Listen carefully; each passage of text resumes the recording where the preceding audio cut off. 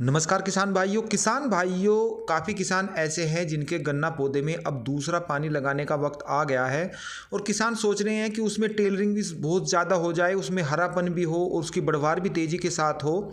तो उसमें वो ऐसे कौन से खाद लगाए, ऐसे कौन से खाद का कॉम्बिनेशन बना के डाले जिससे कि उसे ज़्यादा से ज़्यादा लाभ मिल सके, ज़्यादा से ज़्यादा उसके उत्पादन में वृद्धि हो सके। आज की वीडियो बनाने के मेरे दो मकसद हैं। एक तो ये कि गन्ना पौधे में जो दूसरा पानी लगाना है उस पर कौन कौन से खाद डालने हैं, और दूसरा ये भी है कि आप ये ज़रूर समझ लें कि एक परफेक्ट कॉम्बिनेशन क्या होना चाहिए गन्ना पौधा के लिए, या मैं तो ये कहूँगा कि सभी फसलों के लिए एक कैसा कॉम्बिनेशन होना चाहिए। क्योंकि आजकल देखा गया है कि जो मेन खाद है जैसे कि एनपीके खाद है, नाइट्रोजन है, फास्फोरस है, पोटास है, उसके बजाय बाज़ार में कई तरह के खाद आ रहे हैं जिन पर ज़्यादा फोकस किसान दे रहा है और उसमें ज़्यादा पैसा खर्च कर रहा है।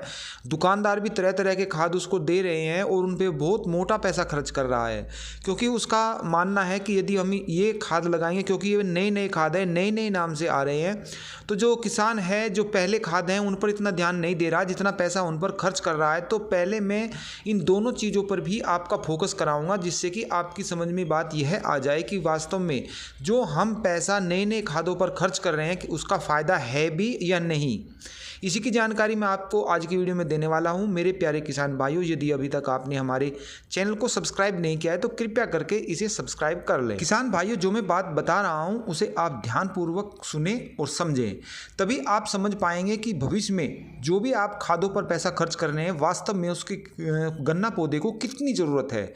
तो मैं ये बता दूं कि 4 फैक्टर में हम इन जो खाद होते हैं उसको बांट सकते हैं। पहला है प्राकृतिक, इसमें आपकी हवा, पानी, सूर्य की रोशनी है जो मुफ्त में मिलते हैं, प्रकृति से मिलती है, तो इसमें पैसा खर्च करने की कोई ज़रूरत नहीं।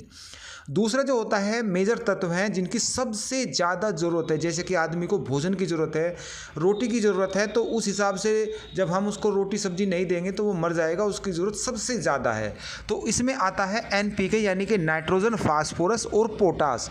तो आप समझ गए होंगे कि इनकी सबसे ज़्यादा ज़रूरत पौधे को है, ये मेजर तत्व माने जाते हैं। दूसरे नंबर पर सेकेंड तत्व माने जाते हैं। सेकेंडरी जो तत्व हैं वे है सल्फर, कैल्शियम और मैग्नीशियम। यानी कि आप समझ गए होंगे कि एनपीके के मुकाबले इनकी ज़रूरत गन्ना पौधे को कम मिलती है। जैसे कि वहाँ पर रोटी हो गई, सब्जी हो गई, तो उसके साथ में यदि दूध भी दे दिया जाए तो बड़ा अच्छा होगा। इसके साथ आपको जूस भी पिला दिया जाए तो अच्छा होगा, लेकिन इनके बिना आप रह सकते हैं। ठीक वही पोजीशन गन्ना पौधे को इनकी होती है, सेकेंडरी तत्व है। तीसरा जो तत्व है वो है सूक्ष्म पोषक तत्व। इसमें है ये 15 प्रकार के होते हैं। इनमें फेरस है, कापर है, जिंक है, बोरोन है, आयरन है, मैग्नीज है। इसी तरीके से ये 15 तत्व होते हैं, सूक्ष्म पोषक तत्व होते हैं। और इनका ज़्यादातर जो एक बैग आता है, इनका सभी का कॉम्बिनेशन बनाकर कंपनी देती है। ये लिक्विड भी आता है और ये दानेदार भी आता है। इसका मतलब ये है कि ये चौथे नंबर पर आ गए और सूक्ष्म है। सूक्ष्म का मतलब बहुत ही कम मात्रा में, लेकिन आजकल अगर देखा जाए तो इन पर किसान सबसे ज़्यादा पैसा खर्च कर रहा है और दुकानदार भी इन्हीं पर सबसे ज़्यादा फोकस दे रहा है, इन्हीं पर ज़्यादा खर्च उसका करा रहा है।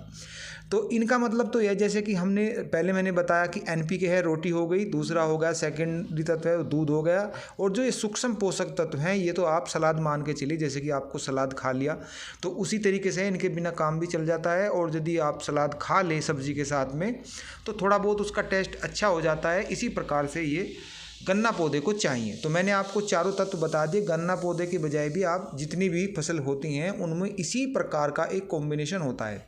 तो जो भी आप अपनी गन्ना फसल को अब खाद लगाएं तो इस हिसाब से लगाइए, उसी हिसाब से उस पर खर्चा कीजिए कि सबसे ज़्यादा फोकस आपको एनपीके पर रखना है। दूसरा है जो सल्फर, कैल्शियम और मैग्नीशियम है, ये जो सेकेंडरी तत्व है इन पर, और सूक्ष्म पोषक तत्व जो है वो थर्ड नंबर पर आता है, यानी कि चौथे नंबर पर यदि प्राकृतिक भी जोड़ लिया जाए। तो इस तरीके से आपको खर्च करना है। यदि इसका सही कॉम्बिनेशन बनाया जाए, यानी कि अब जो गन्ना पौधे की जो दूसरा पानी लगता है, इसी बहुत अच्छी स्टेज होती है। इसमें जो है फुटाव चालू हो जाता है, टेलरिंग शुरू हो जाती है। इस समय यदि इसका एक सही कॉम्बिनेशन बना के डाल दिया जाए तो टेलरिंग बहुत ज़्यादा होगी, उसमें फुटाव बहुत ज़्यादा होगा, उस पर कलर अच्छा आएगा। जो पानी दूसरा लगाया जाता है बहुत ही अच्छी स्टेज है, उस पर सबसे ज़्यादा ध्यान आपको रखना चाहिए। अब मैं बताऊंगा कि इसमें आपको क्या क्या डालना चाहिए। किसान भाइयों, दूसरे पानी पर जो आप डोज लगा रहे हैं, एक सही कॉम्बिनेशन की मैं आपके लिए बनवा रहा हूं जो सस्ता भी है। तो इसमें आप करिए ये कि एनपीके का आप एक इस पर स्प्रे स्प्रे कर दीजिए, 20-20 हो या 19-19 हो। और ये इसमें आप ये ध्यान रखिए कि 1 एकड़ में आप 2 केजी का स्प्रे कर दीजिए, तो लगभग 100 रुपये के करीब 1 केजी का पैक आता है, तो 200 रुपये में आपका काम हो जाएगा। दूसरा ये है कि इसमें नाइट्रोजन फिर भी कम रह जाएगी, तो 25 केजी प्रति एकड़ के हिसाब से आप दानेदार भी जड़ों के पास दें स्प्रे से अलग। तो NPK की पूर्ति तो ये हो गई। दूसरा है, यदि आपने सागरिका डाली है, सागरिका में मैं इसलिए कह रहा हूँ क्योंकि इसमें जो सूक्ष्म पोषक तत्व हैं, इसके अलावा भी इसमें कई तरह के तत्व होते हैं जो मैं बता रहा हूँ। ये समुद्री शैवाल से निर्मित है, पूर्णतः ये ऑर्गेनिक है, और इसमें जो तत्व होते हैं उसमें फास्फोरस है, अमीनो एसिड है, पोटेशियम है, सल्फर है, जिंक, बोरोन है, कैल्शियम है, iron, copper, gibberellic acid, manganese, oxygen और साइटोनिक। तो ये किसान भाइयों इसमें तत्व होते हैं, और ये 10 केजी का पैक आता है, लगभग 415 या 16 रुपये के करीब ये आता है। इफ़को कंपनी का है, आसानी से मिल जाता है, क्योंकि यदि इसकी क्वालिटी देखें तो ये इफ़को कंपनी का है, इसीलिए ये सस्ता पड़ता है। और इसमें ये सारे जो सूक्ष्म पोषक तत्व हैं लगभग ये सभी आपके गन्ना पौधे को मिल जाएंगे, तो सस्ते में आपका काम हो जाएगा। जितना भी एक सही कॉम्बिनेशन है जो आपको गन्ना पौधे में दूसरे पानी पर देना है और जो चाहिए भी, क्योंकि मैंने इसी हिसाब से आपको बताया था कि प्राकृतिक, मेजर, सेकेंडरी और सूक्ष्म पोषक तत्व, ये आपको गणित समझाया था, तो आपकी समझ में आ गया होगा। इसीलिए मैं उसी हिसाब से आपको ये जो खादों की डोज है वो भी बता रहा हूँ। अब जो बात बचती है, जैसे कि सल्फर है, कैल्शियम है, मैग्नीज है, तो मैग्नीज को ज़्यादा जब गर्मी पड़ रही हो तब नहीं देना चाहिए, वरना इससे पत्तियाँ जो है वो झुलस जाती हैं।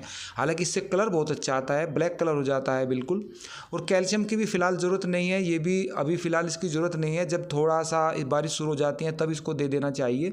सल्फर यदि आपने बुआई के समय दिया है तो इसकी भी ज़रूरत नहीं है। तो लगभग जो मैंने एक सही कॉम्बिनेशन है और कम खर्च में जो सारे तत्व चाहिए वे सबकी पूर्ति इस सबसे सस्ते कॉम्बिनेशन में हो जाती है। किसान भाइयों, मेरा इस वीडियो को बनाने का मकसद यही था कि आप सबसे पहले ये समझ लें कि आपके गन्ना पौधे को आखिर चाहिए क्या, तभी आप उस पर खर्च करेंगे, तभी आप उसी हिसाब से उसको खाद देंगे, क्योंकि इस समय जो है वो टेलरिंग चालू हो जाती है। तो इन सभी कॉम्बिनेशन की आपके गन्ना पौधे को ज़रूरत होती है, तो आप सही तरीके से सही सस्ते उसमें उसको आप अपने गन्ना पौधे को दे सकते हैं। ऐसी ही जानकारी के साथ फिर मिलेंगे, तब तक के लिए सभी किसान भाइयों को नमस्कार।